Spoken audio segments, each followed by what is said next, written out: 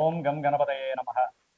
ఓం జ్ఞానానందమయం దేవం నిర్మలస్ఫటికాకృతిం ఆధారం సర్వవిద్యానాం శ్రీ హయగ్రీవముపాస్మహే. హయగ్రీవ అనుగ్రహ సిద్ధిరస్తు. వీక్షించేటటువంటి ప్రేక్షకులందరికీ కూడా ఈ యొక్క ఏప్రిల్ 14వ తేదీ నుండి మే 14వ తేదీ వరకు కూడా సూర్యనారాయణుడు అనగా మన యొక్క అంతరిక్ష భాషలో రవి, సూర్యుడు అనేటటువంటి పర్యాయ పదాలు ఉంటాయి.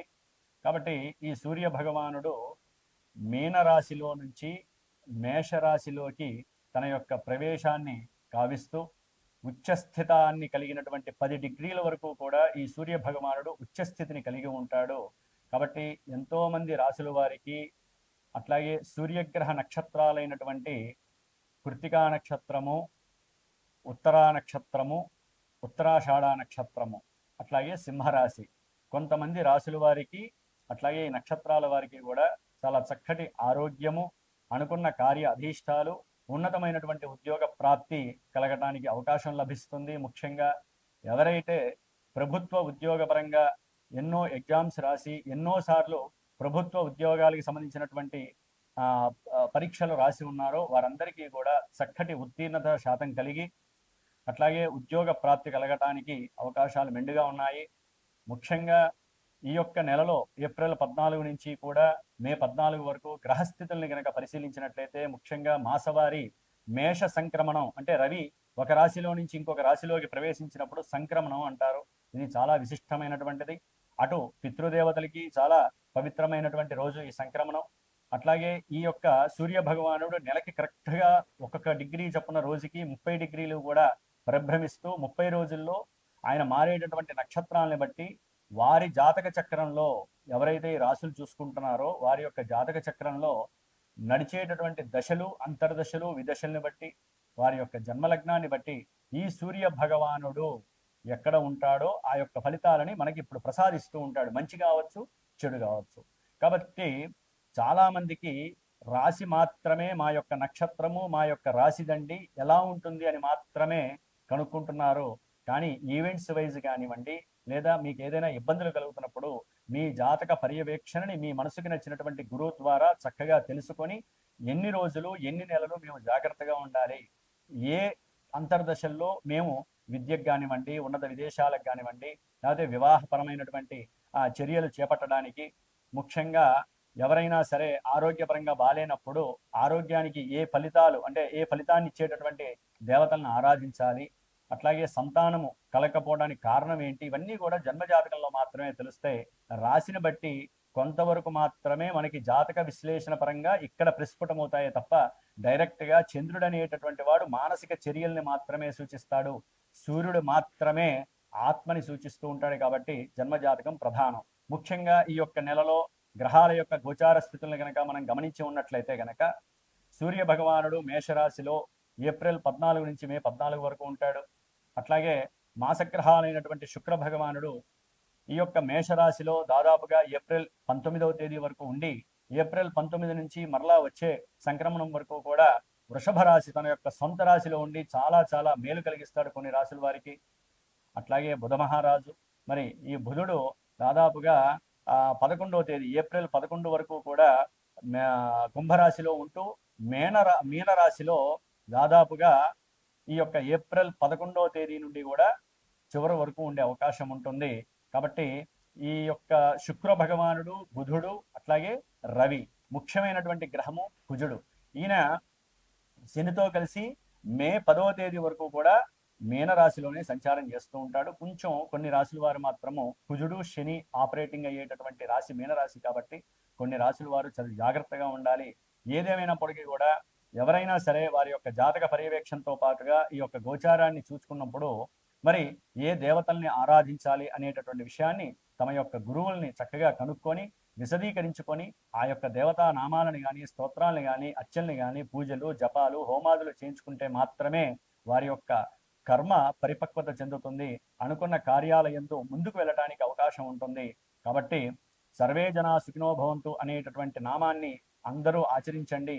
గో రక్షతి రక్షిత, గోవుల్ని రక్షించండి, వాటి ద్వారా కలిగేటటువంటి పాజిటివ్ ఎనర్జీస్ మన దేశాన్ని భూగోళాన్ని కాపాడుతూ ఉంటాయి.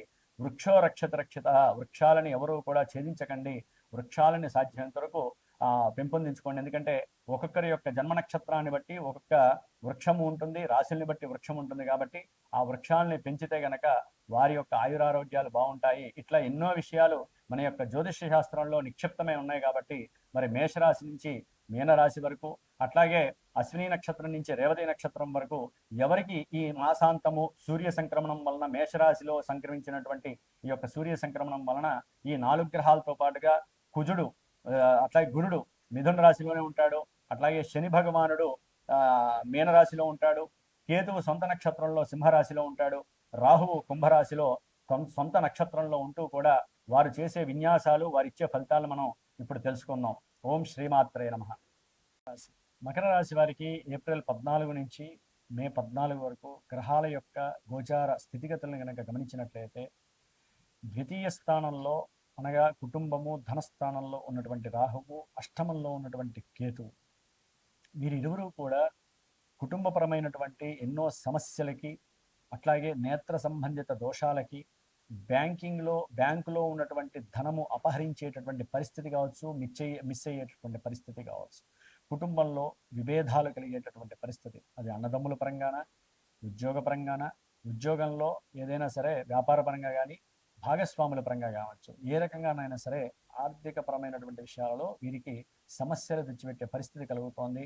ఆకస్మికంగా వీరికి కొన్ని ప్రమాదాలు, సంతానపరమైనటువంటి నష్టాలు, సంతానంతో విభేదాలు, అట్లాగే క్రీడారంగంలో కానివ్వండి, అంటే వృత్తిపరంగా ఎవరు ఏ రంగంలో ఉన్నా సరే, రాజకీయ పరంగా ఎవరైనా ఉన్నా కూడా వారి అందరికీ కూడా ఈ కేతువు కాస్త ఇబ్బందులు పెట్టేటటువంటి పరిస్థితి కలుగుతోంది. అంటే వారికి ఉన్నటువంటి పోర్ట్ఫోలియోస్ కావచ్చు, ఉద్యోగంలో ఉన్నటువంటి నైపుణ్యం ఎంతున్నా కూడా ఉద్యోగంలో సరైనటువంటి స్టాండర్డ్స్ లేకపోవడం కూడా ఈ మకర రాశి వారికి కేతువు ప్రసాదిస్తున్నాడు. ఆకస్మికంగా ఎన్నో సమస్యలు, అది ఆర్థిక పరంగా కావచ్చు, ఏ పరంగా కావచ్చు.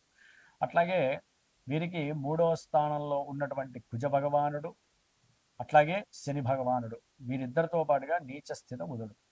ఇక్కడ ఈ కుజశనులు ఉండటం వలన వీరికి చాలా చాలా విశేషమైనటువంటి అనుకూలతలు ఉన్నాయి. అంటే ధైర్యంతో కొన్ని నిర్ణయాలు తీసుకుంటారు వీరు. ఆర్థికంగా ధనము సంపాదించడానికి కావచ్చు, లేదా వీరికున్న కొన్ని అనారోగ్యాలు నివృత్తి జరగాలి అని కానీ ఏదైనా అనుకొని దానికి తగ్గ ప్రిడిక్షన్స్ చేసుకుంటూ ఉంటారు. అవన్నీ కూడా వీరికి సమృద్ధిగా మంచి స్థితిగతుల్ని ప్రసాదిస్తున్నాయి. అంటే ధైర్యంతో, సాహసంతో వీరు చేసుకునేటటువంటి నిర్ణయాత్మక విషయాలలో మంచి శక్తిని ప్రసాదిస్తున్నాయి పాపగ్రహాలు రెండూ కూడా. అయితే ఈ రెండు ఇక్కడ కలిసి ఉండటం అనేటటువంటిది మాత్రం దోషప్రదము. దానికి తోడు నీచస్థిత బుధుడు, వీరు బుద్ధి ఉండి చేస్తారో తెలియదు, బుద్ధి లేక చేస్తారో తెలియదు. అప్పులు చేయటం, అది ప్రయాణాల పరంగా, పిల్లల యొక్క చదువు పరంగా, ఉన్న చోట చదువుకుంటే కాదు, దూర ప్రాంతాలకు వెళ్ళి చదువుకోవాలి పిల్లలు, దాని పరంగా అప్పులు చేసే ప్రయత్నాలు చేస్తూ ఉంటారు. దాని పరంగా ఇబ్బందులు, తండ్రి గారితో కాస్త మాటల్లో ఎక్కడో తెలియని చమత్కారం బదులు విపత్కారం కలిగేటటువంటి పరిస్థితులు ఎదురవుతాయి. అంటే బుద్ధిహీనతతో మాట్లాడే ప్రతి మాట అవాక్కులుగా కలిగి తండ్రితో విరోధాన్ని కలిగజేసే పరిస్థితి కనబడుతోంది. ఎందుకంటే ఇక్కడ సంభాషణ స్థానంలో ఉన్నటువంటి 3 గ్రహాలు తండ్రి స్థానాన్ని చూడటమే దానికి కారణం. కాబట్టి తండ్రితో ఎడబాటు అంత మంచిది కాదు, జాగ్రత్త. ఎందుకంటే మకర రాశికి చతుర్థంలో ఉచ్చస్థిత రవి కొంతమందికి గృహప్రాప్తిని కలుగజేస్తాడు.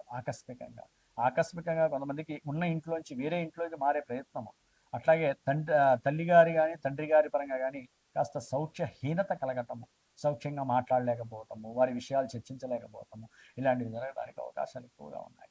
అట్లాగే మకర రాశి వారికి 6లో ఉన్నటువంటి గురువు వలన వీరు అప్పులు తీరుద్దాం అనుకుంటారు. దానికోసం చాలా చాలా పరిశ్రమ చేస్తారు. కానీ తీరా సమయానికి వచ్చేసరికి ఆ యొక్క అప్పుల బాధ తీరకపోగా వీళ్ళు మళ్ళీ తిరిగి వీరి యొక్క సొంత అవసరాలకో లేదా వీళ్ళు తీసుకునే స్వల్ప నిర్ణయాల కోసం అప్పులు చేసే పరిస్థితి ఎదురవుతుంది. కొంచెం జాగ్రత్త. అప్పుల పరంగా ఇబ్బందులు ఎదురవుతాయి. తండ్రి గారి యొక్క ఆరోగ్యరీత్యా కావచ్చు, ఉద్యోగ పరంగా కూడా వీరికి అవకాశం వచ్చినట్టు వచ్చి తొలగిపోయే అవకాశం మకర రాశి వారికి ఉంది. జాగ్రత్త. శుక్రుడు ఎప్పుడైతే ఈ నెల ఇప్పుడు కొంతమంది విద్యార్థులకి చాలా అమోఘంగా ఉంటుంది ఈ యొక్క మకర రాశి వారికి. 20వ తారీఖు ఏప్రిల్ 20 నుంచి కూడా ఇంకా వీరి యొక్క మేధస్సుకి తగ్గ పరిజ్ఞానం తోడయ్యి దాని పరంగా ధనము యాక్టివేట్ అవటం, కొంతమందికి అయితే కనుక మకర రాశి వారికి స్టాక్ ఎక్స్చేంజ్ లాగా మంచి ధనము ప్రాఫిట్స్ రావడం, మొన్నటిదాకా ఏదో సమస్యలు ఉన్నాయి. ఇప్పుడు ఆ ఎక్స్చేంజ్ మంచిగా వృద్ధి జరగడం, దాని ద్వారా మంచి ధనాదాయం కలగడం అవకాశం ఉంటుంది. ప్రేమికులకు శుభవార్తలు కలిగే అవకాశం ఉంటుంది. సంతానపరమైనటువంటి విషయాల కోసం ఎవరైతే ఎదురు చూస్తున్నారో ఆ సంతాన సమృద్ధి కలగడానికి శుక్ర భగవానుడు చాలా అనుకూలంగా ఉన్నాడు. మంచి ఏకాగ్రత, ఆలోచన శక్తితో చేసే వ్యాపారాలన్నీ కూడా వీరికి మంచి లాభాల్ని కలుగజేసే పరిస్థితి ఎదురవుతోంది. ప్రతిదీ కూడా లాభంగా, సంతాన లాభము, వ్యవహారిక లాభము, ధన లాభము ఆకస్మికంగా కలగడానికి ఎక్కువ అవకాశాలు ఉన్నాయి. ఏదేమైనప్పటికీ కూడా జన్మజాతకంలో వీరికి కనుక దశలు అంతర్దశలు అనుకూలిస్తే ఒక ఫలితం ఉంటుంది గోచారంలో, సరిగ్గా అనుకూలించకపోతే ఒకలా ఉంటుంది. అది వివాహ విషయంలో కావచ్చు. కొంతమందికి అయితే కనుక మకర రాశి వారికి వివాహం అయిపోయి ధనాన్ని నష్టపోయి కోర్టులు కేసులు తిరుగుతూ లాయర్లకి ధనాన్ని అధికంగా ఖర్చు పెట్టే వాళ్ళు కూడా చాలా మంది ఉంటారు. గురువు యొక్క స్థితి బాగాలేకపోతున్నాం.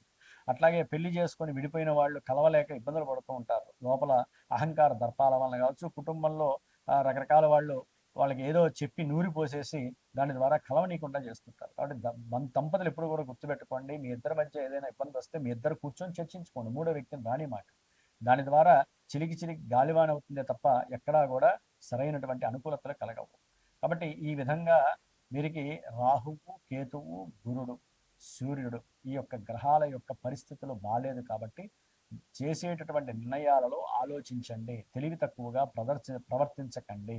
అట్లాగే దూర ప్రయాణాల యందు కొంచెం ఆచితూచి గమనిస్తూ ఉండండి. వాళ్ళతో లేనిపాని వాగ్వాదాలు, ఆ వస్తువు కొనేటప్పుడు ఈ వస్తువు కొనేటప్పుడు వాగ్వాదాలు చేయకండి, జాగ్రత్తగా ఉండండి. నీటి యందు చాలా జాగ్రత్తగా ఉండాలి, లేకపోతే అవే మనల్ని ముంచి వేసి మృత్యుగండాల వైపు తీసుకెళ్లే పరిస్థితి కూడా కలుగుతుంది, జాగ్రత్త. కాబట్టి జన్మజాతక శోధన ద్వారా ఏంటంటే మీకు విద్య, వివాహము, సంతానము, లేకపోతే ఆర్థికంగా వృద్ధి ఉంటుందా, ఆరోగ్యం బాగుంటుందా, లేకపోతే పెళ్ళి అవుతుందా, పెళ్ళి ఎప్పుడు అవుతుంది, ఇలాంటి విషయాలన్నీ చక్కగా కూలంకషంగా తెలుసుకోవడానికి సరైన గురువుని సంప్రదించండి. చక్కటి వ్యవహార జ్ఞానంతో ముందుకు వెళ్ళండి. ఆయన చెప్పిన దోషంలో ఏదైనా దోషాలు ఉంటే వాడికి పరిహారం, అది అభిషేకమా, జపాల, హోమాల, వాటి ద్వారా చక్కగా మీ యొక్క జీవితాన్ని తృప్తిగా ఉంచుకునే ప్రయత్నం